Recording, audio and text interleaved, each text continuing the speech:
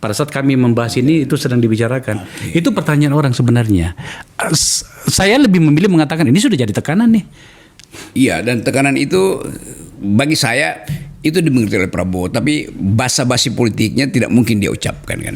Tetapi act of dengan membiarkan itu diproses, dan Dasko kan ketua DPR yang pasti mengerti jalan pikiran Pak Prabowo kan.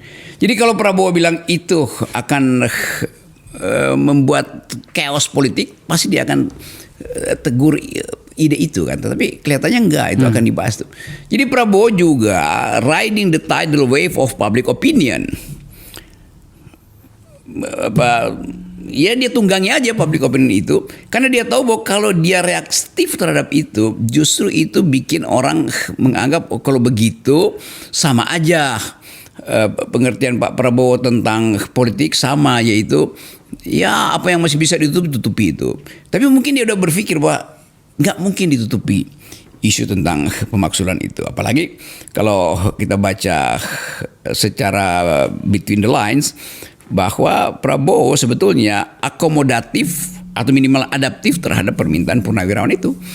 Jadi kelihatannya itu pertarungan hari ini. Nah sekarang tinggal kita hitung ya kalau itu terjadi, dan saya kira akan terjadi ya dalam intuisi saya.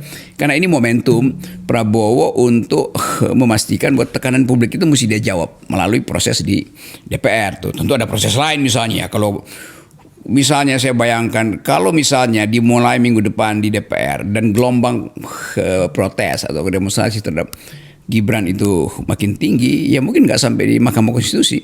Karena kita ulangi aja 98 kan. Atau kita pernah punya presiden yang sama itu.